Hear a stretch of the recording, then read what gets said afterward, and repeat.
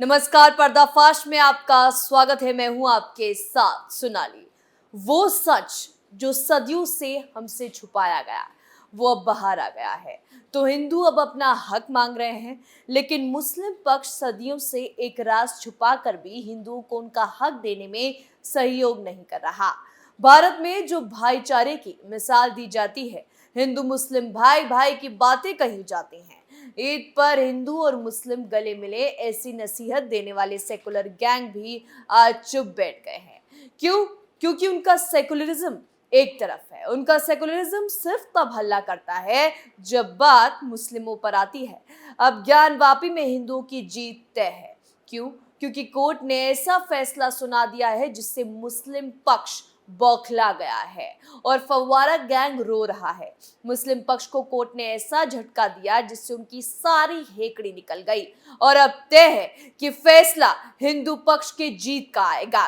तो ऐसा क्या हुआ है कोर्ट में जिससे मुस्लिम पक्ष में हाहाकार मच गया है और हिंदू पक्ष की जीत तय हो गई है? ज्ञानवापी में आखिर किसकी जीत तय है, आज इसी से पर्दा उठाएंगे। तो चलिए शुरू करते हैं। सच को कितना भी छुपा लो, वो एक ना एक दिन बाहर आ ही जाता है। अब जैसा हाल देख लीजिए, ज्ञानवापी में सालों से हमारे मंदिर को तोड़कर उसे मस्जिद बनाया जाता है और सालों से वही नमाज पढ़ी जाती है, जबकि ये जग जाहिर है कि नमाज कहीं भी पढ़ी जा सकती है, लेकिन पूजा पाठ के लिए हिंदुओं को मंदिर चाहिए होता है। पूजा पाठ आरती कहीं भी नहीं हो सकती, क्योंकि हिंदुओं में मूर्ति पूजा होती है और मूर्ति कहीं भी विराजमान नहीं की जा सकती, लेकिन नमाज तो कहीं भी पढ़ी जा सकती है। इसके बावजूद दूसरों के हक को दबाना तो इन कट्टरपंथियों की हिस्ट्री रही है। इन मुगलों का मंदिरों से बैर पर खुलासा आगे करेंगे। उससे पहले जरा ये जान लीजिए कि हिंदुओं की बड़ी जीत कोर्ट में कैसे हुई है। वाराणसी के ज्ञानवापी मस्जिद में पाए गए शिवलिंग का ही नहीं, पूरे परिसर के एएसआई सर्वे की मांग वाली याचिका को जिला जज कोर्ट ने एक्सेप्ट कर लिया है। इस मामले में कोर्ट ने 19 मई तक मुस्लिम पक्ष की आपत्ति दर्ज करने का समय दिया। कोर्ट ने ज्ञानवापी के मस्जिद परिसर के सर्वे की मांग वाली याचिका पर 22 मई को सुनवाई होगी। इलाहाबाद हाई कोर्ट ने पिछले हफ्ते कहा था कि वाराणसी की ज्ञानवापी मस्जिद में पाए गए स्ट्रक्चर का वैज्ञानिक सर्वेक्षण किया जा सकता है, जिससे हिंदू पक्ष शिवलिंग होने का दावा कर रहे हैं। कोर्ट ने स्ट्रक्चर को बिना कुछ नुकसान पहुंचाए कार्बन डेटिंग करने के जांच के आदेश दिए थे। बता दें कि पिछले साल मई में वाराणसी सिविल कोर्ट की तरफ से दिए गए आदेश के बाद मस्जिद परिसर के एक सर्वेक्षण के दौरान ये स्ट्रक्चर मिला था। हिंदू पक्षकारों ने दावा किया था कि ये स्ट्रक्चर एक शिवलिंग है।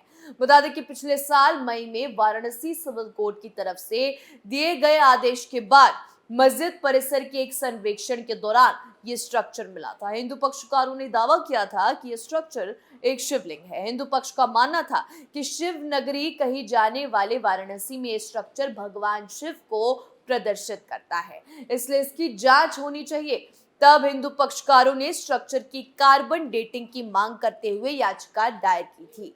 अक्टूबर में वाराणसी जिला कोर्ट ने यह कहते हुए याचिका खारिज कर दी कि मस्जिद परिसर के अंदर किसी भी तरीके का सर्वे की सुरक्षा के लिए सुप्रीम कोर्ट के आदेश का उल्लंघन होगा। अब कैसे हिंदुओं की जीत है, तो आपको ये समझा दे। दरअसल पहले से ये कोर्ट ने फैसला सुनाया कि सिर्फ शिवलिंग की कार्बन डेटिंग होगी, यानी कार्बन डेटिंग से शिवलिंग कितना पुराना है, कितने साल पुराना है, ये समझ आ जाएगा। वहीं ये भी समझ आ जाएगा कि अगर मुगलों के शासन से पहले का है तो यानी यहाँ मंदिर था। अब क्या होता है कार्बन डेटिंग, कैसे होती है कार्बन डेटिंग, चलिए आपको ये समझा दें।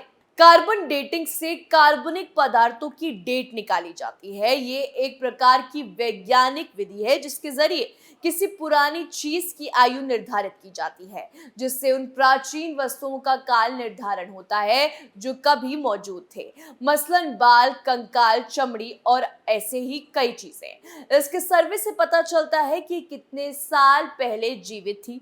दरअसल किसी भी सजीव वस्तु पर कालांतर में कार्बन डेटिंग जमा हो जाता है। वक्त बीतने के साथ ही साल दर साल उस वस्तु पर कार्बनिक अवशेष परत दर परत जमा हो जाते हैं। जानकारी के मुताबिक कार्बन डेटिंग से करीब 50,000 साल पुराने किसी अवशेष के बारे में पता लगाया जा सकता है। बाल, कंकाल, चमड़ी के अलावा ईंट और पत्थरों की भी कार्बन डेटिंग होती है। इस विधि से उनकी आयु का पता लगाया जा सकता है। वैज्ञानिक तौर पर कार्बन डेटिंग प्रमाणिक है, लेकिन ये सभी परिस्थितियों में सटीक तौर पर लागू नहीं की जा सकती। मसलन इसका उपयोग बड़ी चट्टानों जैसी निर्जलित वस्तुओं पर प्रभावित नहीं होता। इस विधि से चट्टानों की आयु निर्धारित नहीं की जा सकती। हमारे एटमॉस्फेयर में 3 प्रकार के आइसोटोप होते हैं, कार्बन 12, कार्बन 13 और कार्बन 14। कार्बन डेटिंग के दौरान कार्बन 12 और कार्बन 14 का अनुपात निकाला जाता है। किसी वस्तु की मौत के समय कार्बन 12 होता है और कालांतर में वो कार्बन 14 में परिणत होता है।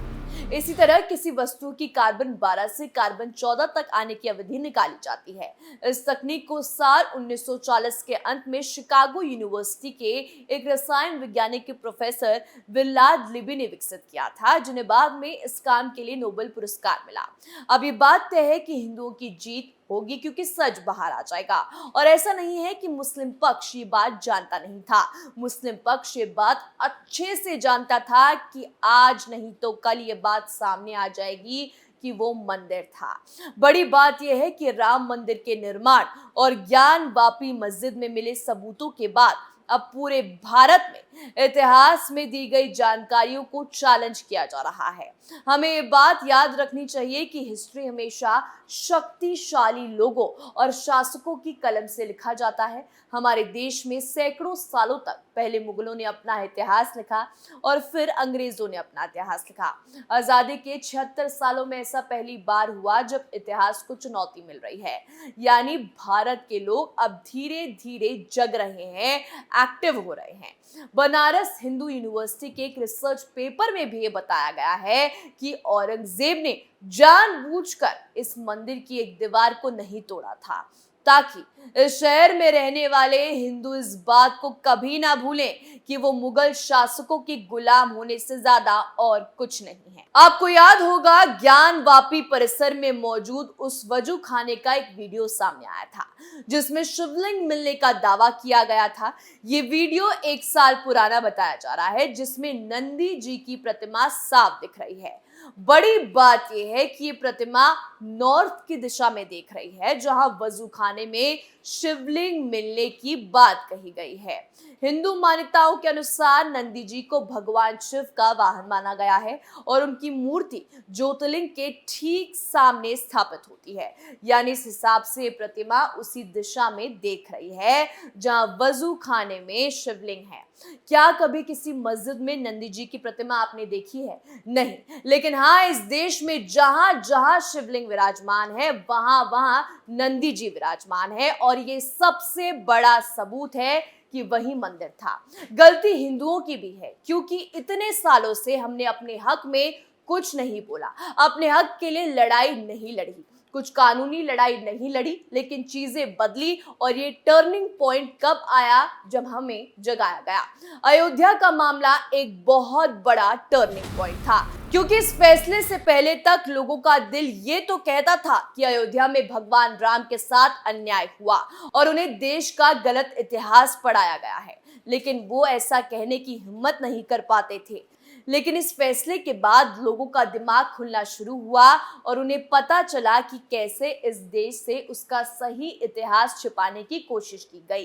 अब ज्ञान वापी का मामला सामने आया है। इससे भारत के प्राचीन और सांस्कृतिक इतिहास के बारे में सबको पता चल रहा है। ये वो सच है जिससे हमारे देश के इतिहास की किताबें, हमारे देश के टीचर्स, बुद्धिजीवी, मीडिया, न्यायपालिका और पॉलिटिकल सिस्टम ने ईमानदारी से देश के लोगों को बताने की कोशिश नहीं की।